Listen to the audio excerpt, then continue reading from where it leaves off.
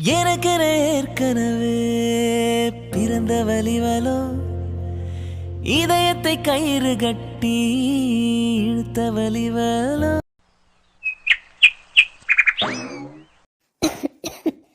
பா, இன்னைக்கு ஏன் இப்படி இருக்கு? திடீர்னு ஏன் தான் இப்படி காய்ச்சல் வந்துச்சோ ஒன்றும் புரியல. அம்மா.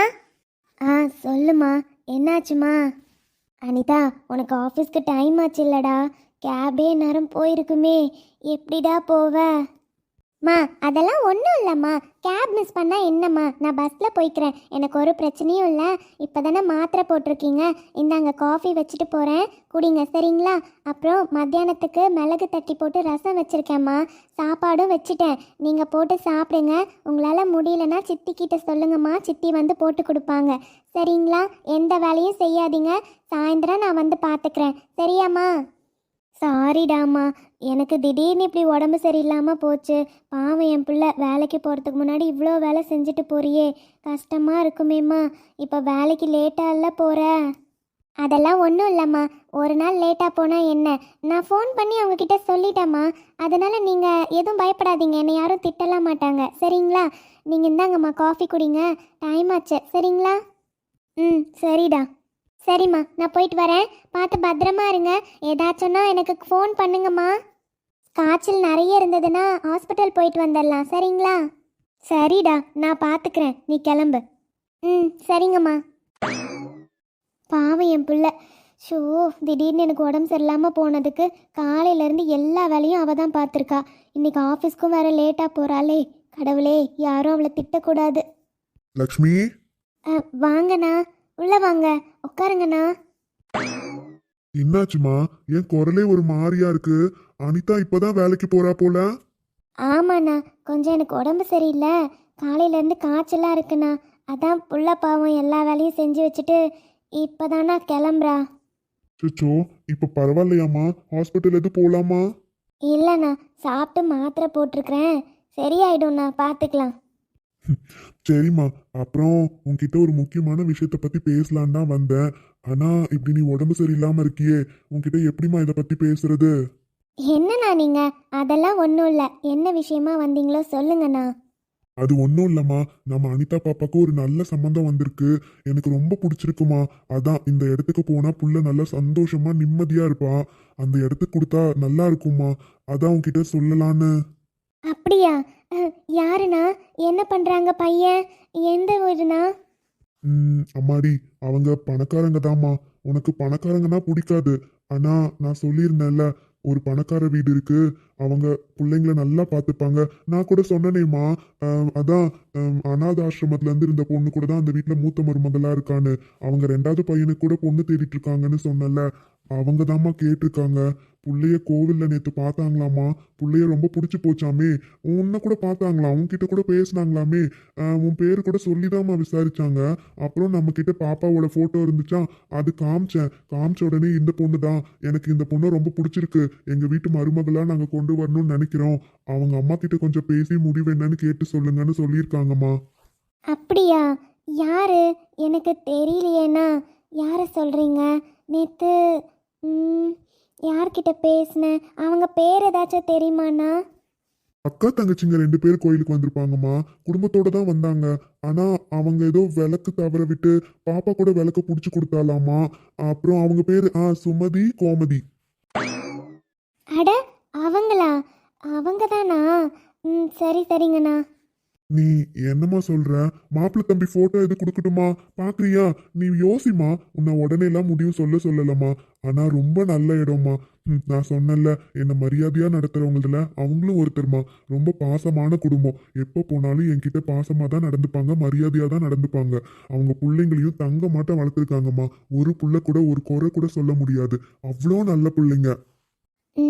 அண்ணா, அது நான் உன்னை உடனே எல்லாம் முடிவு சொல்லலம்மா. நீ பாரு, நீ நல்லா யோசி. தம்பியோட போட்டோவை கொடுத்துட்டு போறேன். உன் பொண்ணுகிட்டயும் பேசு. எல்லாரும் பேசி ஒரு முடிவெடுங்க. ஆனா நான் உண்மையா மனசார சொல்றேம்மா, இந்த குடும்பத்துக்கு வாக்கப்பட்டு போனா நம்ம புள்ள சந்தோஷமா இருப்பா. இவ்வளோ நாள் பட்ட கஷ்டத்துக்கு அப்படியே நேர்மாறா சந்தோஷத்தை மட்டும் பாப்பா. அதனாலதாம்மா சொல்றேன். இப்ப நான் ஒரு பையன் சொன்னேன் தெரியுமா, அந்த பையன் எவ்வளோ நல்ல பையன் உனக்கு தெரியுமா? ஒரு சின்ன கெட்ட பழக்கம் கூட கிடையாது. பெரியவங்கள அவ்வளோ மரியாதையா நடத்துவான். எந்த இடத்துலயும் குடும்பத்தை விட்டு கொடுக்கவே மாட்டான். ரொம்ப மரியாதை தெரிஞ்ச பையன்மா. ஏற்றத்தாழ்வுன்றத ஒரு நாள் கூட அந்த பையன் பார்த்தது கிடையாது. எல்லார்கிட்டயும், ஏன் அந்த பையன் மட்டும் இல்ல, அந்த குடும்பத்துல இருக்க எந்த பிள்ளைங்களும் ஏற்றத்தாழ்வு யார்கிட்டயுமே பார்க்க மாட்டாங்க. அவ்வளோ நல்ல பிள்ளைங்கம்மா. அதனாலதாம்மா சொல்றேன், அந்த குடும்பத்துக்கு போனா நம்ம பொண்ணு சந்தோஷமா இருப்பா. நீ கேட்கலாம், உன்னை பத்தி எல்லா விஷயத்தையும் அவங்க கிட்ட நான் சொல்லிட்டேம்மா. அதை நான் சொன்னதுக்கு அப்புறம் தான் அவங்க முடிவா எங்க வீட்டுக்கு மருமகனா இந்த பொண்ணு தான், எங்களுக்கு ரொம்ப சந்தோஷமா இருக்கு, இந்த பொண்ணை தான் நாங்க மருமகளா வேணும்னு ஆசைப்படுறோம், அவங்க அம்மா கிட்ட பேசி சம்மதம் வாங்குங்கன்னு என்கிட்ட அவ்வளோ தூரம் சொல்லி அனுப்புனாங்கம்மா. அப்புறம் ஒரு விஷயமா, உன்கிட்டயும் நான் எதையும் மறைக்க விரும்பல. ஏன்னா நீ எப்படி எல்லா விஷயத்தையும் சொல்லி அவங்க ஒத்துக்கிட்டா மட்டும்தான் என் பிள்ளைய கல்யாணம் பண்ணி கொடுப்பேன்னு நிக்கிறியோ, அவங்களும் அதே மாதிரிதாம்மா. அவங்களும் எந்த விஷயத்தையும் உன்கிட்ட மறைக்கணும்னு நினைக்கல. நான் சொல்லிடுறேம்மா. நான் இப்போ ஒரு பையனை சொன்னேன் தெரியுமா, அந்த பையனுக்கு ஏற்கனவே ஒரு முறை கல்யாண மேடை வரையும் போயிருக்குமா. அவங்க அத்தை பொண்ணையே கல்யாணம் பண்ணி வைக்கணும்னு ஆசைப்பட்டு எல்லாரும் முடிவு பண்ணாங்க. கல்யாண மன மேடையில் அந்த பையன் உட்காந்துருக்கப்ப அந்த பொண்ணு எல்லார் முன்னாடியும், எனக்கு இவனை கல்யாணம் பண்ணிக்க விருப்பம் இல்லை, இவன் கருப்பா இருக்கான், இவன் கிட்ட இருக்கிறத விட பல மடங்கு சொத்து இருக்கிறவன் தான் என்னை கல்யாணம் பண்ணிப்பான், நான் வேற ஒருத்தனை விரும்புறேன், அந்த மாதிரிலாம் நிறைய கேவலமா பேசிட்டாமா. இவன் கருப்பா இருக்கான்றதுக்காக இவளை விட அழகானவன் தான் நான் கல்யாணம் பண்ணிக்க போறேன்னு ரொம்ப கர்வமா பேசிட்டு அந்த இடத்த விட்டு போனாமா. அப்போ இருந்து பையன் உடஞ்சு போயிட்டான். யாரையுமே கல்யாணம் பண்ணிக்கிறதுல விருப்பமே இல்லை. நீ கேட்கலாம், அவங்கள விரும்பப்பட்டு தானே கல்யாணம் பண்ணிக்கிட்டாங்கன்னு. இல்லம்மா, சின்ன வயசுல இருந்து எல்லாருமே அவன்கிட்ட நீ இவ்வளோ கல்யாணம் பண்ணிக்கிட்டா நல்லா இருக்கும் நல்லா இருக்கும்னு சொன்னனால அவனும் சரி அத்தை பொண்ணு தானே கல்யாணம் பண்ணிக்கலான்னு விருப்பப்பட்டானே தவிர, பாவம்மா, ரொம்ப நல்ல பையன். இந்த பையன் வேண்டான்னு அந்த பொண்ணு சொல்லிட்டு போனதுல பாவம் மனசுடைஞ்சு 2 வருஷமா கல்யாணத்தை பத்தி யோசிக்காமே இருந்தான். இப்போ குடும்பத்துக்காக கல்யாணம் பண்ணிக்கணும்னு ஆசைப்படுறான். ஆனா நான் ஒன்று சொல்றேம்மா, நீ நினைக்கலாம் இப்படி குடும்பத்துக்காக கல்யாணம் பண்ணிக்கிறவங்க என் பொண்ணை நல்லா பார்த்துப்பாங்களான்னு. கண்டிப்பா நான் சொல்றேம்மா, என்ன நம்பி நீ கல்யாணம் பண்ணி கொடு. நம்ம புள்ளைய ராணி மாதிரி பார்த்துப்பான். அவன் ரொம்ப ரொம்ப நல்ல பையன்மா. அண்ணே, எனக்கு இந்த கல்யாணத்தில் சம்மதம். என் பிள்ளைய கல்யாணம் பண்ணி கொடுக்க நான் மனப்பூர்வமாக சம்மதிக்கிறேன்.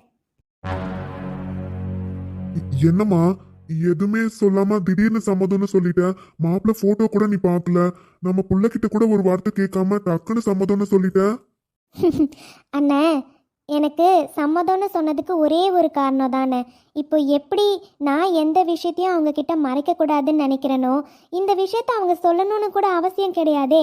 ஏன்னா அந்த மாப்பிள்ளை தம்பி இதுக்கு முன்னாடி யாரையும் கல்யாணமும் பண்ணலை, மனவேடை வரையும் போய் நின்று இருக்கு. நான் இல்லைன்னு சொல்லலை. அதை நினச்சிருந்தா அவங்க மறைச்சி என் பொண்ணை கல்யாணம் பண்ணிக்கணும்னு நினச்சிருக்கலாம்.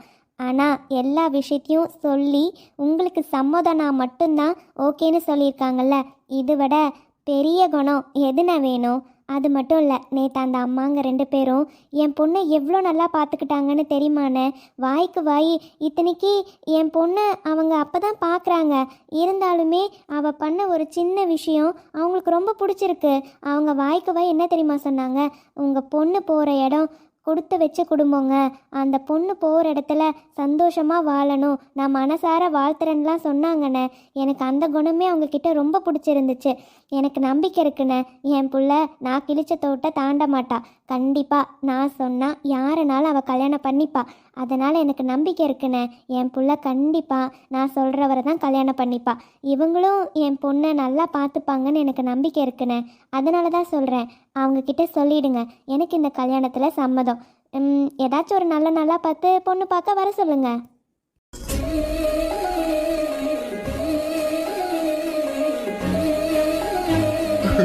லக்ஷ்மி, ரொம்ப சந்தோஷமா. இருமா, அந்த மாப்பிள்ளை தம்பி போட்டோவை கொடுக்குறேன். இதாம்மா போட்டோ, பாருமா.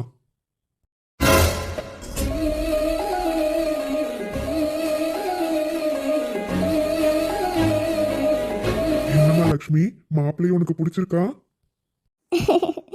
அண்ணா, இந்த பையன்தான் மாப்பிள்ளையா? எனக்கு ரொம்ப சந்தோஷம் அண்ணா, எனக்கு சம்மதம். என்னம்மா சொல்ற? நேற்று கோவிலில் அந்த பையனை பார்த்தேண்ணா. ஒரு சின்ன பிரச்சனை, அதிலிருந்து இந்த பையன்தான் காப்பாத்தினாரு. ரொம்ப நல்ல பையனா.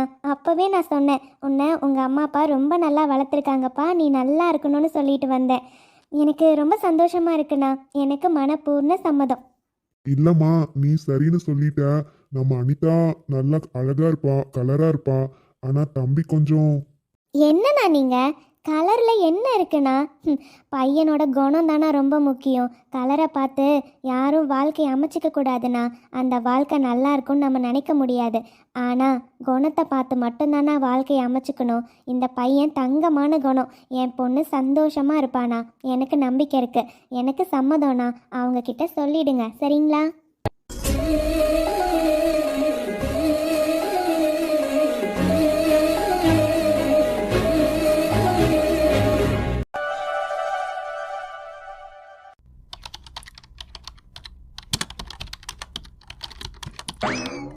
ஹாய் ரேஷ்மா. ஹாய் அனிதா. என்ன இன்னைக்கு லேட் போல? ஆமாம், பட் நான் ஆல்ரெடி மெயில் பண்ணிட்டேனே. இல்லைப்பா, நான் சும்மா தான் கேட்டேன். ஆனால் மேனேஜர் சார் உங்கள் மேலே ரொம்ப கோவமாக தான் இருக்காங்க. இதுவரையும் 2 டைம்ஸ் கால் பண்ணிட்டாங்க நீங்கள் வந்துட்டீங்களா என்னன்னு கேட்டு. முதல்ல நீங்கள் போய் அவங்கள பாருங்கள், ஓகேவா? அப்படியா? பட் நான் அவருக்கு மெயில் பண்ணியிருந்தேனே. ஓகே ரேஷ்மா, நான் போய் பார்க்குறேன். Bye. Okay Anitha.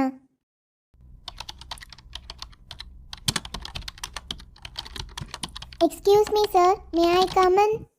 S. Good morning sir. Good morning. என்ன அனிதா, இப்பதான் ஆஃபீஸ் வரீங்களோ? ஆமாம் சார், பட் நான் ஆல்ரெடி 2 hours பெர்மிஷன் கேட்டு மெயில் அனுப்பியிருந்தேன்ல சார். ஓ, நீங்க மெயில் அனுப்பியிருந்தா மேடம் நான் கொஸ்டின் பண்ணக்கூடாதா? சார் நான் அப்படி சொல்லலை. சும்மா. அதான் அனிதா, சும்மா சும்மா இந்த மாதிரி பெர்மிஷன் கேட்டுட்டு லேட்டா வர வேலை வச்சிட்டு இருக்கீங்க. என்ன ப்ராஜெக்ட் அவங்க லீட் பண்ண சொன்னாங்கன்ற ஒரு திமிரா? வர வர ரொம்ப தான் ஓவரா பண்ணிட்டு இருக்கீங்க அனிதா. சார் இங்க பாருங்க, நீங்க சும்மா வரதுக்குலாம் உங்களுக்கு யாரும் இங்க சம்பளம் கொடுக்கல, புரியுதா? வாங்குற சம்பளத்துக்கு ஒழுங்கா வேலை பார்க்க பாருங்க. ஹலோ, இது என்ன உங்க கம்பெனியா என்ன?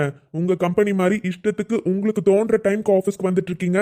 ஏதாச்சும் எமர்ஜென்சி சுச்சுவேஷன்னா மட்டும்தான் பெர்மிஷன் எடுக்க டைம். பட் நீங்க சும்மா சும்மா இந்த மாதிரி 2 hours 3 hours பெர்மிஷன் எடுத்துட்டு வருவீங்க. உங்களுக்கு சம்பளம் ஃபுல்லா தரணுமா என்ன? சார் நான் ஒன்றும் சும்மாலாம் பெர்மிஷன் கேட்கல சார். எனக்கும் எமர்ஜென்சி சுச்சுவேஷன் தான் சார். அதனால தான் சார் லேட் ஆச்சு. ஓ, அப்படி என்ன உங்களுக்கு எமர்ஜென்சி? பார்க்க நல்லா தானே இருக்கீங்க. சார் அம்மாக்கு உடம்பு சரியில்லை சார், அதனால தான் சார் லேட் ஆச்சு.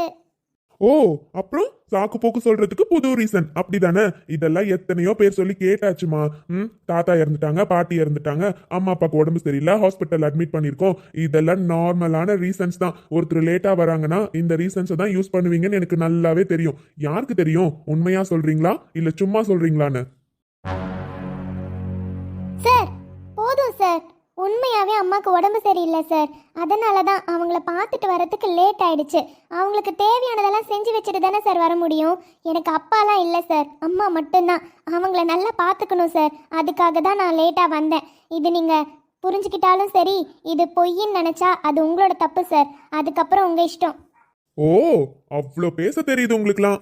சார் நான் சொல்லிட்டேன், நான் பொய் சொல்லலை. உண்மையாகவே எங்கள் அம்மாவுக்கு உடம்பு சரியில்லை சார், அதனால தான் லேட் ஆச்சு. இதை நம்பினா நம்புங்க, நம்பாட்டி போங்க, உங்கள் இஷ்டம் சார். உங்ககிட்ட எல்லாத்தையும் என்னால் எக்ஸ்பிளைன் பண்ணிட்டு இருக்க முடியாது சார். ஒரு பொண்ணு இந்த விஷயத்துலலாம் பொய் சொல்ல மாட்டா சார். அது நீங்கள் பொய்ன்னு நினச்சா அது என்னோட தப்பு இல்லை சார். இப்போ என்ன சார், இது என்னோட கம்பெனி கிடையாது. 2 மணி நேரம் லேட்டாக வந்ததுக்கு சம்பளம் கொடுக்க மாட்டீங்க, அவ்வளோதானே சார். ஒன்றும் பிரச்சனை இல்லை. நான் இன்னைக்கு லீவ் போட்டதாவே கன்சிடர் பண்ணிக்கோங்க. 1 day சேலரி கூட எனக்கு வேண்டாம் சார். தயவு செஞ்சு இந்த மாதிரி ஹர்ட் பண்ணுற மாதிரி மட்டும் பேசாதீங்க சார். எனக்கு ஒர்க் இருக்கு சார், நான் கிளம்புறேன். எவ்வளவு திமிரா பதில் சொல்லிட்டு போறாங்கன்னு பாத்தியா? சி, என்ன பொண்ணு இவெல்லாம்? சம்பளமே வேண்டான்னு சொல்லிட்டு போறா. அவ்வளவு திமிராடி உனக்கு. பாத்துக்கிறேன்டி, இந்த ப்ராஜெக்டை நீ எப்படி முடிச்சு கொடுக்குறேன்னு நான் பாக்குறேன். அந்த திமிரில தான் ஆடிட்டு இருக்க. எப்படிலாம் பேசுறாரு. இவங்களுக்கு கீழே வேலை பார்க்குறோன்னா இப்படி தான் இஷ்டத்துக்கு பேசுவாங்களா? நாங்களும் மனுஷங்க தானே, கொஞ்சம் கூடவா இவங்களுக்குலாம் மனசாட்சி கிடையாது? ஏற்கனவே நானே ஒரு அப்செட்டில் வந்தேன், அம்மாவுக்கு உடம்பு சரியில்லையேன்னு. இங்கே வந்துட்டு இவர் வேற இப்படியெல்லாம் பேசுகிறாரு. ச்சே, என்ன பண்ணுறது? மைண்டே சரியில்லை. அம்மா வேற எப்படி இருக்காங்கன்னு தெரியல. அம்மாவுக்கு ஒரு ஃபோன் பண்ணி பார்க்கணும். இல்லை இல்லை, அம்மா தூங்கிட்டு இருந்தாங்கன்னா என்ன பண்ணுறது? சித்திக்கு ஃபோன் பண்ணி அம்மாவுக்கு சாப்பிட ஏதாச்சும் கொடுக்க சொல்லணும். Hi ma'am. சொல்லுங்கள் மேம். மேம், உங்களுக்கு இப்போ ஃப்ரீயா இல்லை கிளாஸ் இருக்கா மேம்? உங்ககிட்ட கொஞ்சம் பேசணும். எனக்கு ஃப்ரீ பீரியட் தான் மேம். ரொம்ப தலைவலியாக இருக்கா, அதான் கேண்டீன் போய் ஒரு காஃபி குடிச்சிட்டு வரலான்னு கிளம்புனேன் மேம். சொல்லுங்கள் மேம். மேம், எனக்கும் கிளாஸஸ் 7th 8th 9th தான் மேம் கொடுத்துருக்காங்க. எனக்கு தெரியும் நீங்களும் ஒரு இங்கிலீஷ் ஸ்டாஃப் இருக்கீங்க. இப்போது உங்களுக்கு என்னையும் கொடுத்துருக்காங்க. உங்களுக்கு கம்ஃபர்டபுள் தானே மேம்? இல்லை, அட என்ன மேம் இப்படி கேட்குறீங்க? இவ்வளோ நாள் நிஜமாகவே சொல்கிறேன் மேம், எனக்கு பேர்டனாக தான் இருந்தது.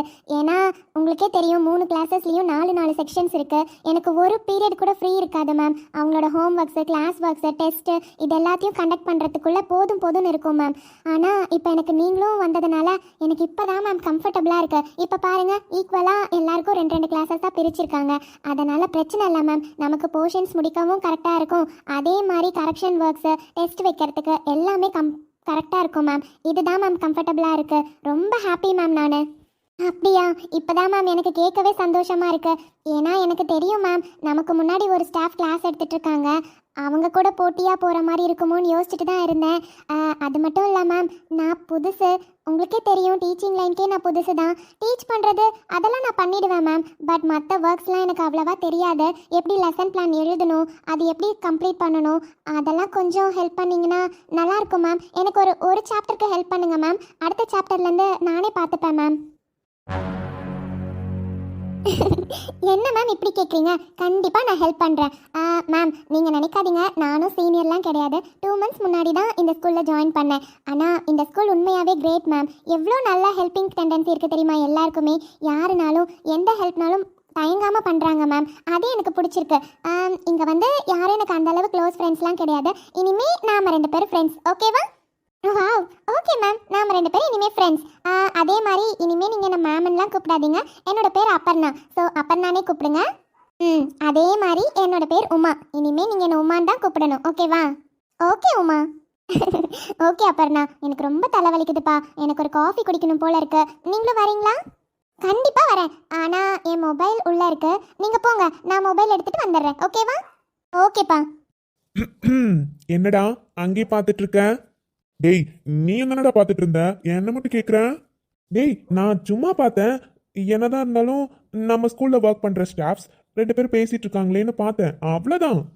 அதே தான்டா நானும். சரி, அதெல்லாம் விடு. அப்பர்னா எப்படி ஒர்க் பண்றாங்க, ஓகேவா? என்னடா இப்படி கேட்குற? உன்னோட தங்கச்சி மாதிரின்னு சொன்ன? ஆமாடா, அதனால தான் கேட்குறேன், சொல்லு. உண்மையாவே சூப்பரா ஒர்க் பண்றாங்கடா. அதெல்லாம் ஒரு பிரச்சனையும் இல்லை. ஃபர்ஸ்ட் டேவே அவங்களுக்கு சர்டிஃபிகேட் ரைட்டிங் தான் கொடுத்தேன். நல்லா தான் பண்ணியிருந்தாங்க. ஒரே ஒரு சர்டிஃபிகேட் மட்டும் நான் கைட் பண்ணேன். அதுக்கப்புறம் கரெக்டாக பர்ஃபெக்டாக முடிச்சு கொடுத்தாங்கடா. ஹேண்ட் ரைட்டிங் கூட சூப்பராக இருந்துச்சு. அப்புறம் அதே மாதிரி ஏதாச்சும் டவுட்டாக இருந்தால் எதுவுமே ஹெசிடேட் பண்ணுறது இல்லைடா. இப்போது நம்மளோட சீனியராக இருக்காங்க, கேட்டால் ஏதாச்சும் நினச்சிப்பாங்களோன்னு ஒரு சின்ன தயக்கம் கூட இல்லாமல் அவங்களுக்கு என்ன டவுட்டாக இருந்தாலும் யார்கிட்ட கேட்டால் ஈஸியாக கம்ஃபர்டபுளாக அவங்களுக்கு இருக்குமோ அவங்கக்கிட்ட போய் தாராளமாக கேட்டுக்கிறாங்கடா. அதே ஒரு குட் குவாலிட்டி இல்லை? அதே மாதிரி அவங்களுக்கு தெரிஞ்ச விஷயம் யாருக்காச்சும் தெரியலனா இவங்களா வாலண்டியாக கூட சொல்லி கொடுக்குறாங்கடா. எனக்கு அந்த கேரக்டர் ரொம்ப பிடிச்சிருக்குடா மச்சான். She is really great. Okay. சச்சோ, ஒன்றும் இல்லைப்பா, எந்திரி. அழாத, வலிக்குதா காலு? ஒன்றும் இல்லைடாப்பா, எந்திரி. சரி, ஒன்றும் இல்லை, நம்ம மருந்து போட்டுக்கலாம். எந்திரி, பொறுமையாக எந்திரிச்சு நில்லுங்க. என்னாச்சுப்பா, எதுக்கு ஓடி வந்தீங்க? பொறுமையாக நடந்து வரலாம்ல. மேம், அது என் ஃப்ரெண்ட்ஸ் எல்லாம் கிளாஸ்க்கு போயிட்டாங்கன்னா நான் லேட் ஆயிடுச்சு மேம். என்ன விட்டுட்டே போயிட்டாங்க. அதனால தான் மேம் ஓடி போனேன், கீழே விழுந்துட்டேன் மேம். சரிப்பா, ஒன்றும் இல்லை. கால் வலிக்குதா என்ன? ஹாஸ்பிட்டல் போகலாமா? அதெல்லாம் ஒன்றும் இல்லை மேம், நான் நல்லா தான் இருக்கேன். என் ஃப்ரெண்ட்ஸு கிளாஸ்க்கு போயிட்டாங்க, நான் கிளாஸ்க்கு போகிறேன். ஓகேப்பா, போங்க. அது சரிடா. டேய், அவ என் தங்கச்சிடா. இப்படி வெச்ச கண்ணை வாங்காம பாக்குறியேடா. ஐயோ, உன்கிட்ட அவளை என் தங்கச்சின்னு சொல்லவும் முடியல. சொன்னாத அவளே என்ன அடிச்சு கொன்றுவா. டேய் அருண். சொல்லுடா. ஆமா, என்ன அந்த பொண்ணையே பாக்குற மாதிரி இருக்கு? டேய் சேச்சா, அதெல்லாம் ஒண்ணும் கிடையாது. அந்த பொண்ணு உன் தங்கச்சி மாதிரின்னு சொன்ன, ஞாபகம் வச்சுக்கோ. அண்ணன் பேசுற மாதிரி பேசுடா. அப்படிங்களா சார்? அந்த பொண்ணை நான் என் தங்கச்சி மாதிரின்னு சொன்னனே, அண்ணனை வச்சு நாமளே இப்படி பாக்குறமேன்னு நீ தாண்டா யோசிக்கணும். டேய் சேச்சா, நான் எந்த தப்பான எண்ணத்துலயும் பார்க்கலடா. அந்த பொண்ணு கேரக்டர் நல்ல கேரக்டரா இருக்குல்ல, சும்மா பார்த்தேன்டா மச்சான். நீயே எதுவும் நினைச்சுக்காத. சாரி, இனிமே பார்க்க மாட்டேன், ஓகேவா? அப்படிலாம் சொல்லலடா, சும்மா உன்னை கிண்டல் பண்றேன், அவ்வளவுதான். என் அருணை பத்தி எனக்கு தெரியாதா? அது சரிடா. சரிடா மச்சான், வாடா. எப்படியும் நம்ம ஸ்டாஃப்ஸ் எல்லாரும் வெயிட் பண்ணிட்டு இருப்பாங்க. 11th 12th ஸ்டாஃப்ஸை மட்டும் தானே கூப்பிட்டுருக்கோம். ஆமாடா, அவங்க கிட்ட தானே டிஸ்கஸ் பண்ண வேண்டியது இருக்கு. அதனால அவங்கள மட்டும் தான் கூப்பிட்டுருக்கோம். போலாம். அக்கா அக்கா, அட வாமா வசந்தி. என்னக்கா உட்காந்தே தூங்கிட்டு இருக்கீங்க? போய் படுத்து தூங்கலாம்ல? இல்லைம்மா, படுத்தே இருக்கிறதும் ஒரு மாதிரியா இருக்கு. என்னம்மா கையில் என்னமோ கொண்டு வந்திருக்க? என்னக்கா நீங்கள் உடம்பு சரியில்லைன்னா என்கிட்ட ஒரு வார்த்தை சொல்ல மாட்டீங்களா? பாவம் பாப்பாவா எல்லாத்தையும் செஞ்சு வச்சுட்டு போனா, அங்கே போயிட்டு பிள்ளைக்கு வேலையே ஓடலையாட்டிருக்கு. எனக்கு ஃபோன் பண்ணி உங்களுக்கு சாப்பாடெல்லாம் எடுத்து கொடுங்கன்னு சொல்லி ஃபோன் பண்ணி சொன்னான். அவள் சொல்கிறப்பதாங்க்கா தெரியும் எனக்கு உங்களுக்கு உடம்பு சரியில்லைனே. இந்தாங்கக்கா, ரசம் சாதம் நல்லா சூடாக செஞ்சு கொண்டு வந்திருக்கேன். எப்படின்னா கஞ்சி மாதிரியே செஞ்சுருக்கேன்க்கா, அதனால் இது சாப்பிடுங்க. இந்தாங்கக்கா. இல்லைம்மா வசந்தி, பாப்பாவும் இங்கே ரசம் சாப்பாடு தான் வச்சுட்டு போயிருக்கா, வீட்லேயே இருக்குமா. அக்கா, அது ஆறி இருக்காதா? நான் இப்போ குழஞ்சி கஞ்சி மாதிரியே செஞ்சு கொண்டு வந்திருக்கேன்க்கா. இப்படி சாப்பிட்டீங்கன்னா தான் சாப்பிட முடியும். நீங்கள் சாப்பிடுங்க. இருக்கிற சாப்பாட்டை நம்ம என்னனாலும் பண்ணிக்கலாம். நைட்டுக்கு வச்சுக்கலாம், அப்படி இல்லைனா நாளைக்கு ஏதாவது வத்தல் மாதிரி கூட போட்டுக்கலாம். ஒன்றும் பிரச்சனை இல்லை. இந்தாங்க சாப்பிடுங்கக்கா, நல்லா சூடா. உனக்கு எதுக்குமா சிரமம்? என்னக்கா நீங்கள் இத்தனை நாளாக நான் உங்களை அக்கா அக்கான்னு கூப்பிட்டுட்ருக்கேன். நீங்கள் என்ன தங்கச்சின்னு நினச்சி தான் பேசுகிறீங்கன்னு நினச்சேன். நீங்கள் என்னன்னா சும்மா வாய் வார்த்தைக்கு தான் என்கிட்ட பாசமாக இருக்க மாதிரி இருக்கீங்களோ? அட என்னம்மா இப்படிலாம் சொல்கிற? உண்மையாகவே எனக்குன்னு சொந்தம்னு யாருமே இல்லைன்னு நினச்சிட்டு இருந்தேம்மா. ஆனால் உன்கிட்ட பழகினதுக்கப்புறம் தான் என் தங்கச்சி மாதிரியே எனக்கு தோணுது. உன்னை நிஜமாகவே என் தங்கச்சி அதாம்மா நினைக்கிறேன். என்ன போய் இப்படி நினச்சிட்டியே. இப்போ என்ன, இதை ஃபுல்லாக நான் சாப்பிடணும் அவ்வளோதானே? நான் சாப்பிட்றேன், கொடு. இந்தாங்க.